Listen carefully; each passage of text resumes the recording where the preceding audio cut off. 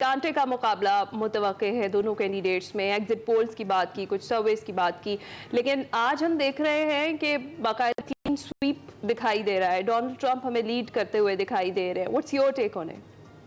अच्छा देखिए, अभी तक एक तो ये क्लीन स्वीप है ना, इसको हम्म। अभी हम कह नहीं सकते। मेरा ख्याल है थोड़ा सा अच्छा, जरा आपको इंतजार करना ठीक पड़ेगा है। Before you call it clean sweep. देखिए, जो कमाला हारिस है, उन्होंने अभी तक कोई ऐसा अपसेट नहीं किया जिसकी वजह से ये कहा जा सके कि जो डेमोक्रेट्स हैं वो ये इंतखाब जीतने जा रहे हैं। हम्म। वो अभी तक नॉर्थ कैरोलिना एक ऐसी स्टेट थी जिसमें कमाला हारिस ने बहुत अच्छा जो है वो परफॉर्म किया है, लेकिन जो अभी मीडिया के अंदाजे हैं उसके मुताबिक ये स्टेट भी जो है वो रिपब्लिकन्स के पास जो है वो जाती हुई दिखाई दे रही है। तो जो अपसेट है या अगर कोई ऐसी चीज या ऐसा कोई ट्रेंड नजर आता जिसपे ये कहा जा सकता कि कमाला हारिस जो है वो इंतखाब जीतने जा रही है, वो अभी तक नजर नहीं आया। ट्रंप जो है वो ओवर परफॉर्म कर रहे हैं। वो अभी तक जो रियासतें उन्होंने जीती हैं, ये जो वोट आपको नजर आ रहे हैं ना 230 का, हमारे तमाम चैनल्स फिगर चला रहे हैं, हम्म। इसमें कोई अचंभे की बात नहीं है। ये नहीं कहा जा सकता कि ट्रंप जो है वो बहुत ज्यादा आगे निकल गए। ये ट्रेडिशनली ट्रंप की ही रियासतें थी जहां पर जो है वो ट्रंप ने जो जीतनी थी, जिनके हवाले से पहले से अंदाजा था। तो ये 230 वो वोट है। कमाला हारिस की बहुत सारी, क्योंकि अर्बन सेंटर्स हैं इनके, जो जिनको ब्लू स्टेट्स कहा जाता है, तो अभी आप थोड़ी देर में देखेंगे इनका नंबर भी जो है वो बढ़ना शुरू हो जाएगा और ये नंबर जो है वो जी। ट्रंप नंबर के ही आसपास जो है वो आपको जो है वो नजर आएगा।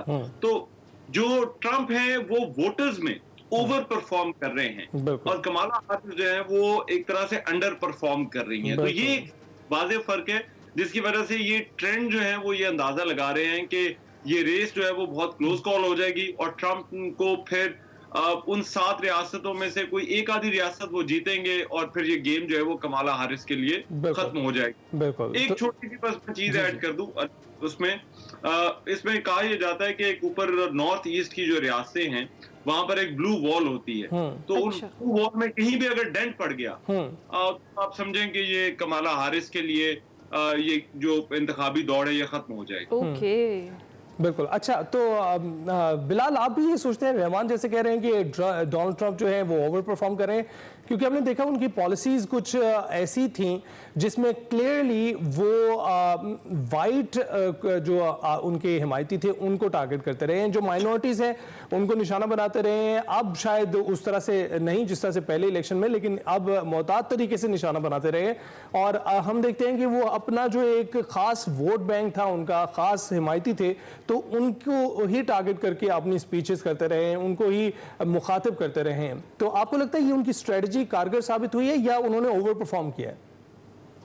देखिए, डोनाल्ड ट्रंप साहब ने सिर्फ अपने वोटर के साथ ओवर परफॉर्म नहीं किया और अपने बेस के साथ ओवर परफॉर्म नहीं किया, लेकिन उन्होंने जो एक मीडिया का नैरेटिव था और जो पोल्स का नैरेटिव था उसके खिलाफ भी उन्होंने ओवर परफॉर्म किया है, क्योंकि एक नैरेटिव था कि उनका वोट बेस जो है वो वाइट वोटर स्पेसिफिक है, लेकिन उन्होंने सरप्राइजिंग नंबर्स प्रोड्यूस किए हैं विद इन माइनॉरिटी कम्युनिटीज। यहाँ तक कि उन्होंने उनकी रैली के अंदर पोर्टोरिकन्स के खिलाफ एक गार्बेज की एग्जाम्पल यूज की गई थी कमेडियन ने, लेकिन फ्लोरिडा के अंदर उन्होंने उनके साथ भी काफी गेम उठा के रखी हुई है। तो इसका मतलब ये है कि जो एक कॉमन परसेप्शन था और नैरेटिव था, यहाँ तक कि ट्रंप साहब, और ये इट्स शॉकिंग, ऑल्दो हम लोग इसी कम्युनिटी के तो हमारे लिए शायद शॉकिंग है, लेकिन ट्रंप साहब मिशिगन में इमामों के साथ खड़े हुए हैं, उन्होंने रैलीज की हैं, उन्होंने एक ब्रॉड बेस्ड कोएलिशन बनाने की कोशिश की है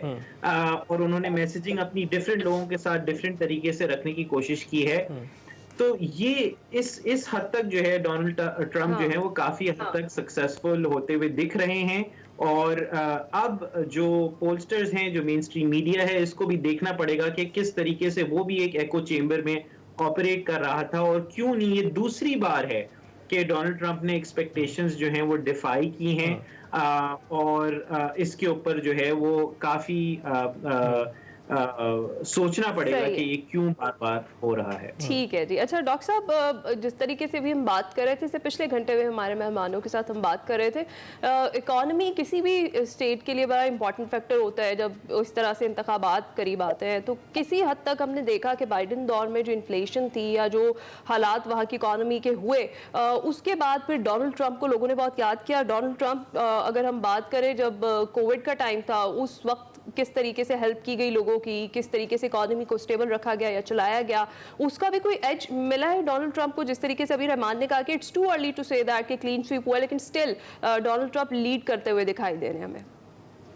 डोनाल्ड ट्रंप की पूरी कैंपेन जो है उस पे उन्होंने एम्फेसाइज किया है इकोनॉमी पर, और न सिर्फ ये बल्कि पिछले दौर में भी वो अमेरिका फर्स्ट के हिसाब से अगर ट्रांस पैसिफिक ट्रेड की बात करें तो उन्होंने उसको खत्म कर दिया। चाइना के हवाले से बात करें तो उन्होंने बहुत सारी चीजों पे टैरिफ उस वक्त लगा दी, और इस वक्त फिर अपने कैंपेन में उन्होंने यही नारा लगाया, और यही नारा लगाया कि महंगाई बहुत ज्यादा कर दी। जो बाइडेन ने लोगों को सेहत के लिहाज से उनको बहुत पीछे कर दिया। आपने देखा कि लास्ट जब उन्होंने अपनी कैंपेन का इख्तिताम किया तो 5 अफराद को उन्होंने पेश किया। एक उसमें से सोल्जर, एक मदर इन लॉ थी, एक खातून सोल्जर की, जो कि जो अफगानिस्तान में जो जहाँ भाग हुई थी, और उसको हेल्थ के हवाले से पेश किया। और फिर उसके बाद जो वुंडेड सोल्जर्स हैं उनका हवाला दिया।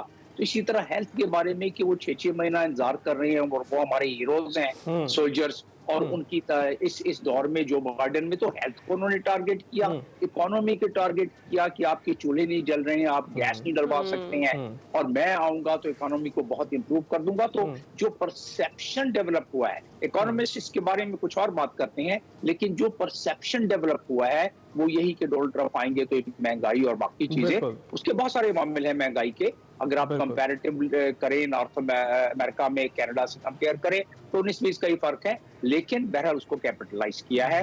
एक ये और दूसरा इमिग्रेशन को, दो चीजों को बहुत ज्यादा कैपिटलाइज किया है डोनाल्ड ट्रंप ने, जिससे कि हमें तो नजर आता है डॉक्टर साहब विनर टेक्स ऑल का एक सिस्टम है, इलेक्टोरल कॉलेज का जो सिस्टम है, अगर वो कुछ थोड़े से भी मार्जिन से जीते हैं तो अमेरिकी निजाम ही ऐसा है जो कहता है कि अब सारे निजाम पर वो विराजमान होंगे, वो उसको विनर टेक्स ऑल। जी विनर टेक्स ऑल, यही तो मैं बता रहा था कि जिस तरह जैसे कि मिशिगन में 15 है इलेक्टोरल वोट, पेंसिल्वेनिया में 19 है, अरिज़ोना में 8 है, इसी तरीके से मुख्तलिफ जो डिस्ट्रीब्यूशन है, टोटल 93 वोट्स हैं इलेक्टोरल वोट के इन स्विंग स्टेट्स में।